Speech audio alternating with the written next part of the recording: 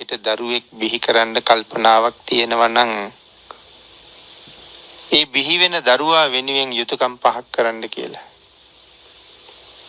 මොනවද සිංහලෝවාද සූත්‍රයේ භාග්‍යතුන් වහන්සේ දේශනා කරපු යුතුයකම් පහ? අම්මගෙන් තාත්තගෙන් දරුවන්ට ඉෂ්ට වෙන්න ඕනේ යුතුයකම් පහක් තියෙනවා. පළවෙනි යුතුයකම තමයි තමන් නිසා මෙලවට ආපු දරුවට පින් පව් ගැන කියලා දෙන්න ඕනේ. පාපා නිවාරෙන්ති පවෙන් වළක්වන්න ඕනේ. කල්යාණී නිවේසෙන්ති හොඳ වැඩ කරන්න පුරුදු වෙන්න ඕනේ. යහපතේ යොදවන්න ඕනේ.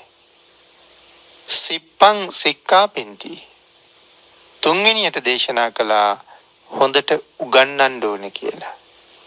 හතරවෙනියට දේශනා කළා දායාද සමසේ බෙදලා දෙන්න. සුදුසු කාලයේ ආවාහ විවාහ කටයුතු කරලා දෙන්න.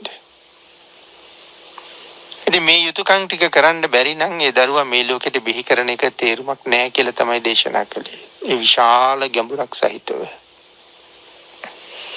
නමුත් මේ යුතුයකම් වර්තමාන ඉෂ්ට කරනවද කියලා කල්පනා කරලා බැලුවොත් වර්තමාන දරුවට පින පව ගැන කියලා දෙන්න අපිට තියෙන උනන්දුව බොහොම අඩුයි. යහපතේ යොදවනවා කියන කාරණාව තුළ අපි නිරත වෙනවා බොහොම අඩුයි. දෙමව්පියන්ට නමක් තියෙනවා පූර්වාචාරිවරු කියලා.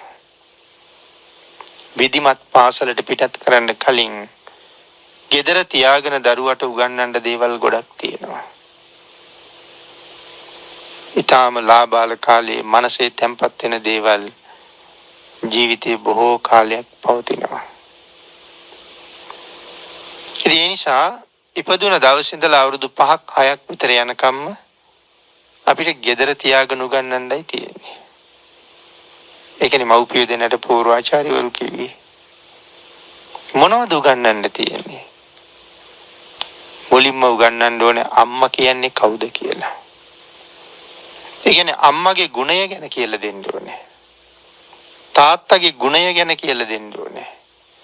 ඒ දෙන්නට මේ ලෝකේ හිමි වෙලා තියෙන තැන කියලා දෙන්න ඕනේ. අම්මයි තාත්තයි කියන්නේ මේ ලෝකේ හරි උසස් චරිත දෙකක්. විශේෂ චරිත දෙකක්. ඒ ගැන කතා කරන්න නම් දීර්ඝ විස්තරයක් කතා කරන්න ඕනේ. පින්නතේ පෘථග්ජනව ඉඳගෙනත් අම්මා තාත්තා දෙන්න රහතන් වහන්සේ නමක් ළඟට ඔසවලා තියාපු ශාසනයක් මේ ලෝකේ තියෙනවා නම් ඒකම ශාසනය මේ බුද්ධ ශාසනය විතරයි. කොතනදී? ආනන්තරීය පාප කර්මය ළඟ.